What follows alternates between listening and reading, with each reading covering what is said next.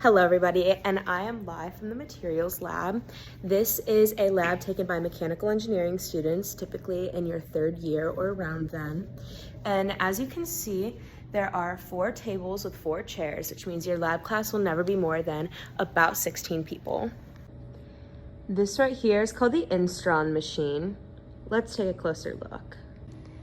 We can test tensile properties of different kinds of metals or materials by taking one of these test samples, screwing it into both sides of here, and then turning on the Instron machine, which then applies a tensile force, which is a stretching force, vertically on the specimen so that we can analyze its material properties when it breaks or just stretches.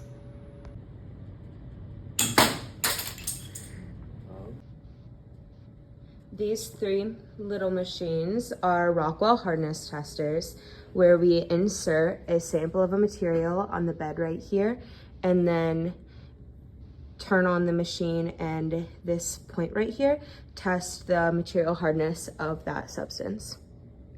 Something cool about this lab is that all of our lab scenarios are based off of real life applications. So the first lab that you use the Instron machine for, you are trying to tell a company who is trying to decide on whether to switch the truck bed of a F-150 from steel to an aluminum alloy to save cost, why that is a value added decision or why it is a bad decision. And so when you do your lab presentations at the end of the lab, you have to talk like you're talking to a client, which is really great for real world practice.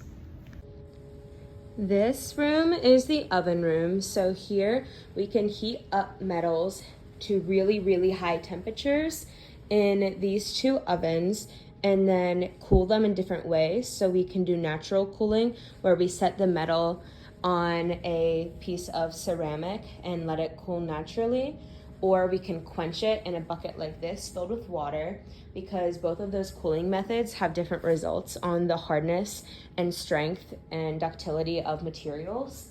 And while we do this, we always take safety as a top consideration. And so we get to wear these really cute and very fashionable little jackets.